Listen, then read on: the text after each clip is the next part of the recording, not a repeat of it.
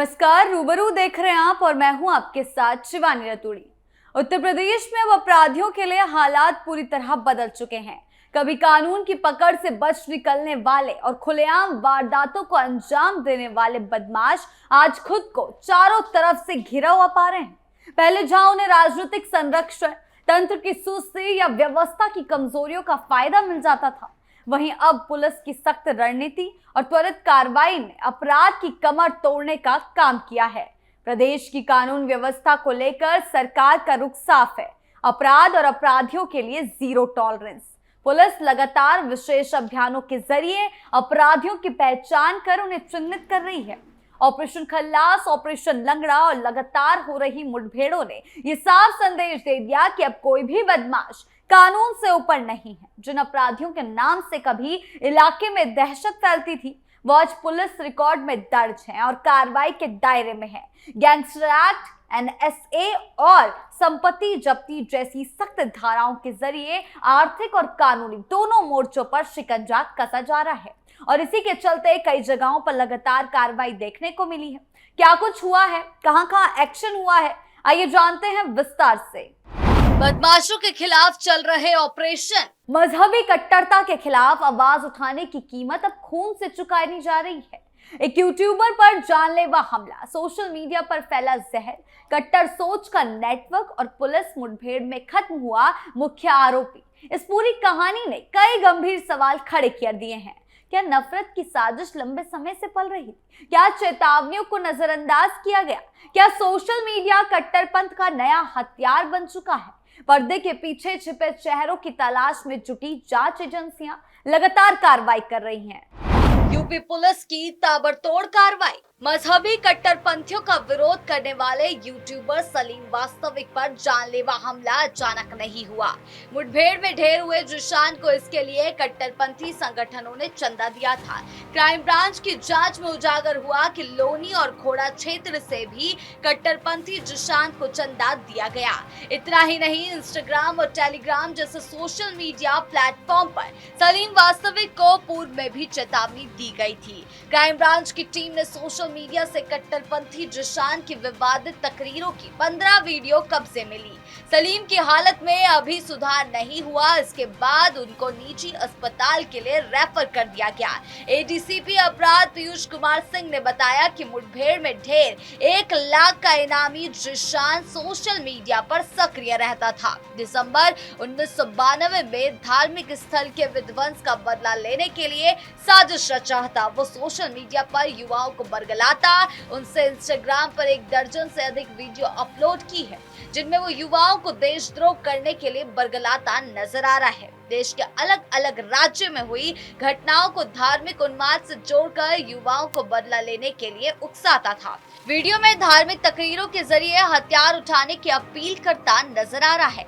जिशान और उसका भाई फुरकान कट्टरपंथी संगठन मुस्लिम आर्मी मेहदी मॉडरेटर से भी जुड़ा था। इसका प्रचार प्रसार वो टेलीग्राम चैनल के जरिए करता था। हर करतूत में उसका भाई फुरकान भी शामिल था। अस्पताल में जिंदगी और मौत से जूझ रहे सलीम वास्तविक पर हुए हमले की योजना नई नहीं है। सोशल मीडिया और कट्टरपंथी संगठनों की जारी वीडियो ने LIU विभाग की कार्यशैली पर एक बार फिर सवाल खड़े करे। सोशल मीडिया पर खुलेआम कट्टरपंथी जिशान खोड़ा में रहकर वीडियो अपलोड करता रहा और धमकी देता रहा। इसके बावजूद भी LIU की टीम ने उच्च अधिकारियों को अवगत नहीं कराया। मुठभेड़ में ढेर हुआ जिशान पाकिस्तान के एक यूट्यूबर के संपर्क में था। घटना के बाद इस यूट्यूबर की वीडियो भी जमकर वायरल हो रही है। इसके बावजूद भी LIU की टीम ने इस मामले को गंभीरता से नहीं लिया। जिशान के इंस्टाग्राम पर कुछ कट्टरपंथी ग्रुप से जुड़े होने की जानकारी मिली है। उसके पास से मिले मोबाइल फोन को भी फॉरेंसिक जांच के लिए भेजा जा रहा है। अंदेशा है कि इस मामले में अन्य लोग भी शामिल हो। पुलिस कमिश्नर ने बताया कि जिशान की मौत हो चुकी है। सही जानकारी उसके साथियों की गिरफ्तारी के बाद सामने आएगी। अपराधियों में मचा हड़कंप। हर दिन किसी न किसी जिले से एक नई मुठभेड़ की खबर सामने आती है, जो ये दिखाती है कि उत्तर प्रदेश पुलिस लगातार एक्शन मोड में है। लुटेरे हो, हत्यारे हो या दुष्कर्म जैसे जघन्य अपराधों के आरोपी हर तरह के अपराधी पर सख्त कार्रवाई की जा रही है। सरकार की जीरो टॉलरेंस नीति, जिसे योगी आदित्यनाथ के नेतृत्व में जोर दिया गया, ने पुलिस को अपराध के खिलाफ खुलकर अभियान चलाने का संदेश दिया है। यही वजह है कि राज्य के अलग अलग जिलों में पुलिस एक्टिवनेस साफ नजर आती है और छोटे से छोटे अपराधी तक पर शिकंजा कसने की कोशिश की जा रही है। इसी के चलते आगरा से लेकर लखीमपुर और मुरादाबाद तक एनकाउंटर की कार्रवाई की गई है। यूपी पुलिस की ताबड़तोड़ कार्रवाई। मुरादाबाद, आगरा और लखीमपुर खीरी में हाल ही में कई गंभीर घटनाएं हुई है। मुरादाबाद के खानपुर लखी जंगल में पुलिस और गौ तस्करों की मुठभेड़ हुई। तस्कर गौवंशीय जानवर काटने के लिए खड़े थे। पुलिस ने तुरंत कार्रवाई की। तस्करों ने पुलिस पर फायरिंग की, जिस पर जवाबी कार्रवाई में 2 तस्कर घायल हुए और गिरफ्तार किए गए। उनके नाम मेहंदी हसन और शराफत बताए गए हैं। पुलिस ने मौके से 2 तमंचे, कारतूस, गौवंशीय काटने के उपकरण और एक जीवित बछड़ा भी बरामद किया। एक अन्य आरोपी अंधेरे का फायदा उठाकर भाग गया और दूसरा उसकी तलाश जारी है। इसी तरह आगरा में एसटीएफ और पुलिस की मुठभेड़ में 50,000 के इनामी बदमाश पवन उर्फ कल्लू के खिलाफ कार्रवाई की गई। यानी कि पिछले कई दिनों से लगातार अलग अलग जिलों में एनकाउंटर की कार्रवाई देखने को मिल रही है। पवन का नेटवर्क बहुत मजबूत था और वो कारोबारियों को धमका कर रंगदारी वसूलता था। उसने गौतम बुद्ध नगर के कारोबारियों से 10 लाख रुपए की चौथ मांगी। पुलिस ने उसे 3 महीने से तलाशा और आगरा में पकड़ने के लिए टीमें तैनात की हुई। लखीमपुर खीरी के सिंगाही थाना क्षेत्र में एक दिव्यांग नाबालिग किशोरी के साथ दुष्कर्म की घटना सामने आई। पीड़िता किसी पारिवारिक कार्यक्रम में अपने रिश्तेदार के घर आई थी। आरोपियों ने उसे बहला फुसलाकर खेत में ले जाकर दुष्कर्म किया। पुलिस ने मौके पर पहुंचकर जांच शुरू की। एक आरोपी जावेद मुठभेड़ के बाद गिरफ्तार किया गया। उसके पैर में गोली लगी और उसे निघासन सीएचसी में भर्ती कराया गया। दूसरा आरोपी फरार है और पुलिस उसकी तलाश कर रही है।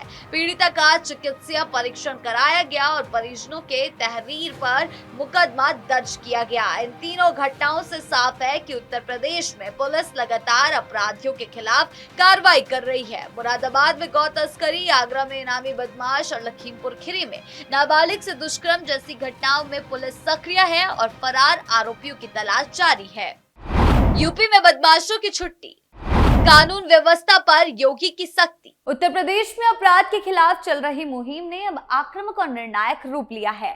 ऑपरेशन लंगड़ा, ऑपरेशन खल्लास और ऑपरेशन बजरंग जैसे नामों से पहचाने जाने वाले एनकाउंटर एक्शन ने ये संदेश देने की कोशिश की है कि कानून से खिलवाड़ करने वालों को किसी भी हाल में बख्शा नहीं जाएगा। आपको बता दें, उत्तर प्रदेश पुलिस लगातार अलग अलग मोर्चों पर जिलों में एक्टिव नजर आ रही है, जहां लुटेरे, हत्यारे, गैंगस्टर और दुष्कर्म के आरोपी तक पर सख्त शिकंजा कसा जा रहा है। उनके नेटवर्क को जड़ से उखाड़ने की और मुठभेड़ जैसी कार्रवाइयां सीधे मैदान में अंजाम देती है। ये दिखाता है कि उत्तर प्रदेश पुलिस अपराध पर नियंत्रण के लिए सिर्फ रणनीति नहीं बना रही, उसे जमीन पर कार्रवाई में बदल रही है। ऐसे अभियान ये संदेश देते हैं कि कोई भी अपराधी, चाहे छोटा हो या बड़ा, यूपी में कानून की पकड़ से बाहर नहीं रह सकता और राज्य में कानून व्यवस्था को मजबूत बनाने के लिए पुलिस हर समय एक्टिव है। कुछ इस तरह से इन ऑपरेशनों को अंजाम दिया जाता है।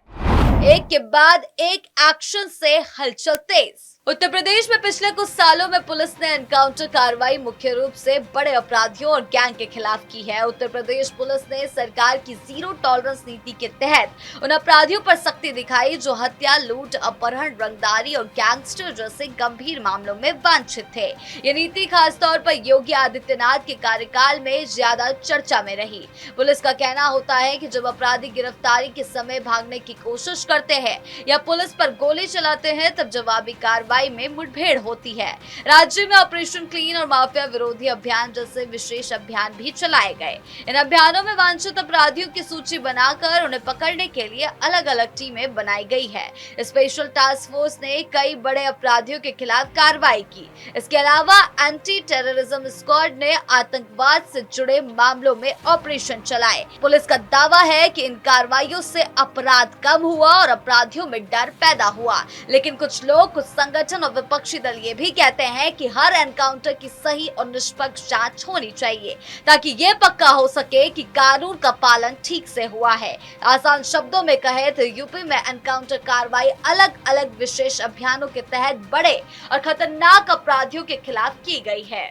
उत्तर प्रदेश में अपराध के खिलाफ जारी अभियान अब सिर्फ कार्रवाई नहीं बल्कि सख्त संदेश बन चुका है। ऑपरेशन लंगड़ा, खल्लास और अन्य अभियानों के जरिए पुलिस ने यह साफ किया कि कानून से खिलवाड़ करने वालों के लिए कोई जगह नहीं है। एक के बाद एक हो रही मुठभेड़ें, गिरफ्तारियां और गैंग्स पर कसी जा रही नकेल ने अपराध जगत में हलचल मचा दी है। हालिया घटनाओं ने सख्ती को और रेखांकित किया। जहां एक और गंभीर मामले ने सुरक्षा व्यवस्था पर सवाल खड़े किए, वहीं दूसरी ओर तेज पुलिस कार्रवाई ने यह दिखाया कि प्रशासन जवाब देने में देर नहीं करता। सरकार की जीरो टॉलरेंस नीति के तहत पुलिस रणनीति बनाकर ही नहीं बल्कि जमीन पर उतरकर कार्रवाई कर रही है। हालांकि ऐसी हर कार्रवाई के साथ पारदर्शिता और निष्पक्ष जांच की जरूरत भी उतनी ही जरूरी है ताकि कानून का राज और मजबूत हो। साफ है, उत्तर प्रदेश में ऐसा माहौल बने जहां अपराधी खौफ में रहें और आम नागरिक खुद को सुरक्षित महसूस करे। यही कानून व्यवस्था की असली कसौटी है और इसी दिशा में राज्य आगे बढ़ने का दावा कर रहा है। आपकी इस बारे में क्या राय है, हमें कमेंट सेक्शन में जरूर बताएं। धन्यवाद।